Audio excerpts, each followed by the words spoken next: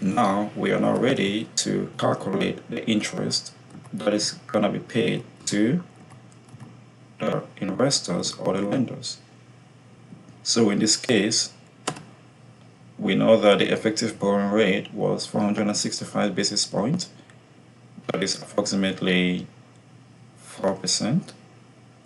So what we are saying here is we're going to take this value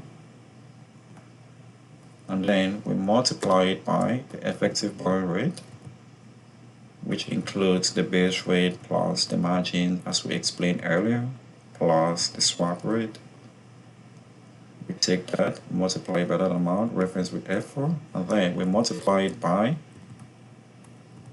the time period, which is, in this case, we're going to be taking into account the actuals, all of the actuals. So this divided by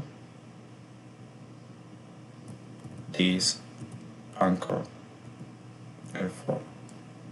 So that is for projects is usually based on actuals, all of our actuals. That is how we calculate the interest. So we have that number set up there.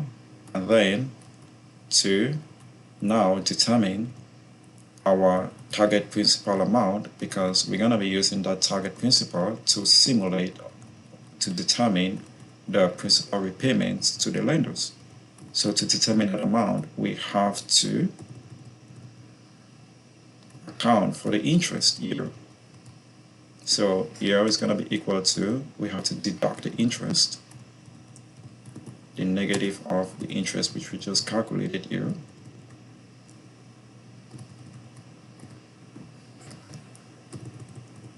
So we are deducting the interest here.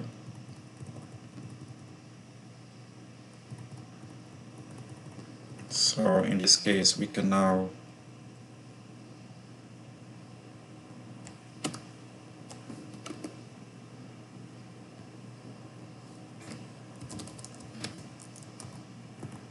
take the maximum debt service amount and then we deduct the interest. So we take this all the way to the end of our project life, and we have it there in place. The same thing for the P99. It's gonna be equal to the maximum debt sizing amount, and they will list the interest.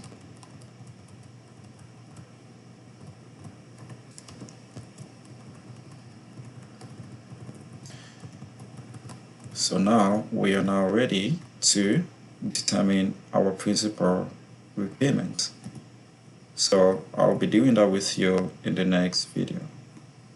So hopefully this gives you a sense of how we are approaching these lenders debt service amount. So we are moving from interest to principal. So in this case, we are just paying them the minimum of whatever is generated as a result of this energy production. So we pay them the minimum of those amounts, which we discounted those cash flows into today's present value, or the maximum sizing these lenders were willing to lend at. That is 85% of the total levered cost. So that is exactly what we are doing in this model. And hopefully in the next video, we will be able to simulate the principal together.